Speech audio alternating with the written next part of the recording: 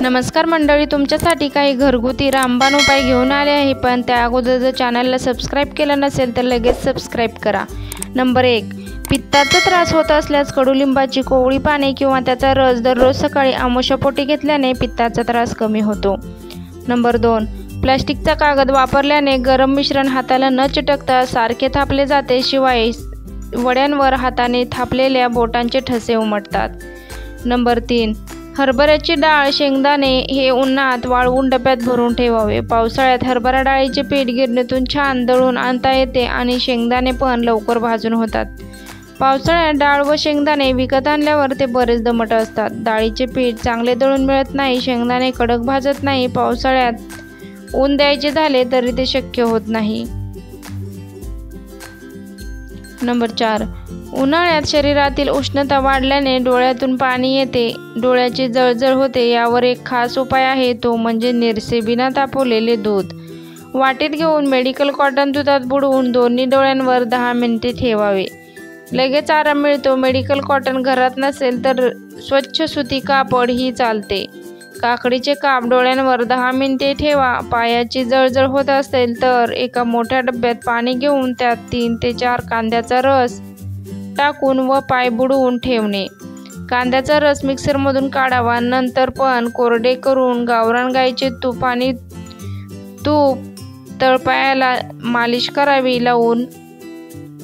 जेवणात उष्ण पदार्थ घेऊ नये। जेवणात काकडी व ताक असेच दही, जिरेपूड घालून यांचा समावेश असावा। नंबर 5, अद्रक, आले मातीच्या कुंडीत ठेवले तर ते खूप दिवस ताजे वापरता येते। कुंडी कोरडी पडली वाटली की थोडे थोडे पाणी घालावे। नंबर 6, डाळ जास्त प्रमाणात शिजवली असेल तर ती दुसऱ्या दिवशी पराठ्याचे पीठ मळताना त्यात टाका, पराठे अधिक पौष्टिक होतील। नंबर 7, लसूण सोलणे हे सर्वात अवघड काम वाटते, मात्र लसूण सोलण्यासाठी ते 1 मिनिट ओव्हनमध्ये गरम करा, त्यानंतर एका घट्ट झाकणाच्या डब्यात घालून हलवा, त्यामुळे लसणाच्या पाकळ्या निघून जातील।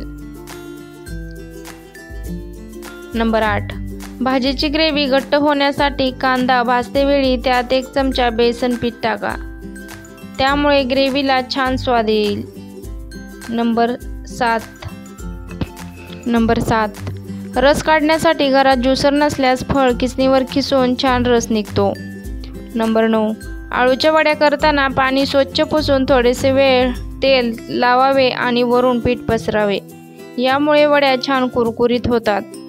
नंबर 10, लाल भोपळा, कलिंगड, खरबूज यांच्या बियाकडे कोणात वाढवल्यानंतर सोलून साठवून ठेवाव्यात। पदार्थ गार्निश करण्यासाठी त्यांचा उपयोग होतो। नंबर 11, मेथी धुतल्यानंतर थोडं मीठ लावून ठेवा, कडू लागणार नाही। नंबर 12, तांदूळ शिजवताना लिंबाचा रस घाला, भात पांढरा शुभ्र होतो। नंबर 13, पुलाव करताना संत्र्याच्या सालीचे चूर्ण मिसळा, यामुळे पुलावला सुगंध प्राप्त होतो। नंबर 14, सॅलड बनवण्याआधी भाज्या आणि फळं फ्रीजमध्ये ठेवा, मनासारख्या आकारात कापता येतात। नंबर 15, रस्सा दाट स्वादिष्ट होण्यासाठी दाण्याचं कूट, नारळाचा कीस मिक्सरला करून रस्स्यात घालावा, भाजी दाटसर होते। नंबर 16, कुठलीही भाजी कमी पाण्यात शिजवावी, भाजी चविष्ट होते। नंबर 17, भांड्याला कांद्याचा वास लागला असेल तर थोडा वेळ मिठाच्या पाण्यात घालून ठेवावे। नंबर 18, हाताला किंवा पाट्यावर वंट्याला येणाऱ्या मसाल्याचा वास जावा म्हणून त्यावर कच्चा बटाटा किंवा लिंबू चोळावा।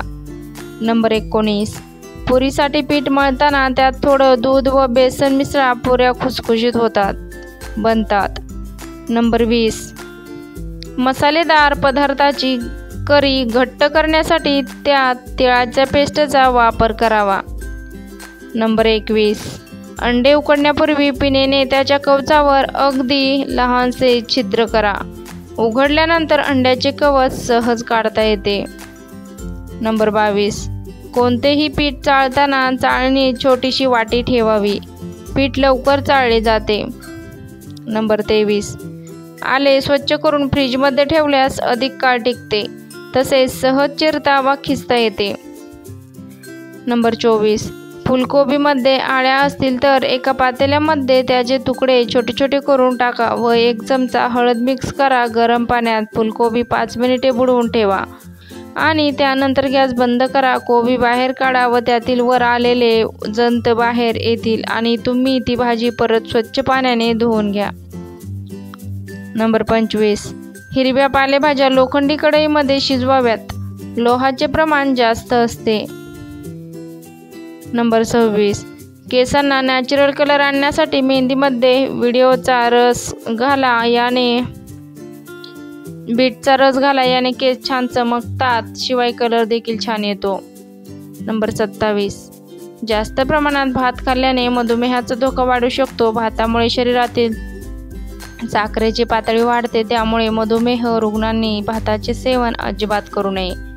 शिजवलेल्या भातामध्ये कॅलरीचे प्रमाण खूप जास्त असते. त्यामुळे दररोज भात खाल्ल्याने वजन वाढू शकते. नंबर 28. हाताला राखेल अत्तर. अगर कसलाही उग्र वास येत असेल तर हातावर थोडी कोथिंबीर किंवा कोथिंबीरीच्या काड्या चोळाव्या म्हणजे तो वास लवकर निघून जातो. नंबर 29. पालेभाज्या किंवा कोबी, फ्लावर या भाज्या जास्त न शिजवता थोड्या वेळ तापवून वाफवून कराव्यात म्हणजे त्यातील विटॅमिन्स व क्षार यांचा नाश होत नाही. चवीलाही रुचकर लागतात. नंबर 30. विरजण घट्ट लागण्याकरिता दूध कोमटसर असावे व दुधावर खाली करू नये ठेवावे. असे केल्याने दही अगदी घट्ट तयार होते. नंबर 31. ताक शिल्लक राहिले असेल तर त्यात भरपूर पाणी घालून ताक झाकून ठेवावे. वापरायच्या वेळी वरील पाणी ओतून टाकावे म्हणजे ताक आंबट होत नाही. नंबर 32. नेहमी ताक करताना हात वरती तसेच ताकाचे भांडे गरम पाण्याने धुतले असता ताकाचे काम छान होते व सुकर होते. नंबर 33. थंडीमध्ये सायीचे ताक लवकर होण्यासाठी अर्धी वाटी गरम पाणी व नंतर गार पाणी घालावे. उन्हाळ्यात लोणी काढताना त्यात गार पाणी घालावे म्हणजे ते चांगले घट्ट होते. 34.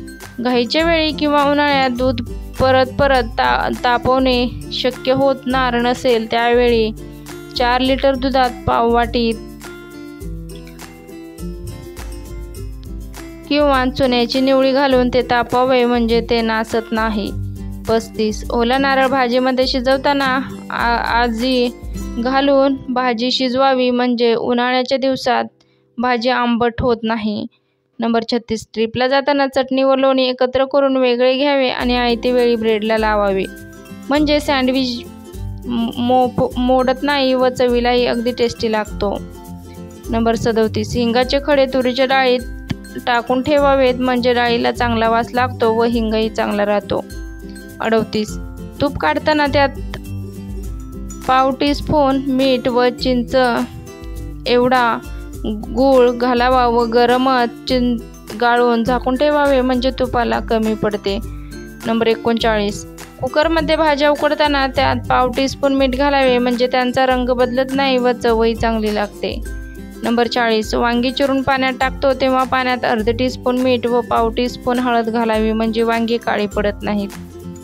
नंबर 41. कडक झालेले ब्रेडच्या स्लाइस वाफेवर उकडून त्या मऊसर होतात व वापरता येतात. नंबर 42. तेल फसफसत असेल तर त्यात गूळ व मीठ टाकावे म्हणजे त्याचा फेस कमी होतो. या अतिशय महत्त्वाच्या किचन टिप्स तुम्हाला आवडल्या असतील तर व्हिडिओला लाईक करा, शेअर करा आणि असेच नवनवीन व्हिडिओ पाहण्यासाठी चॅनलला सबस्क्राईब करा. पूर्ण व्हिडिओ पाहिल्याबद्दल धन्यवाद.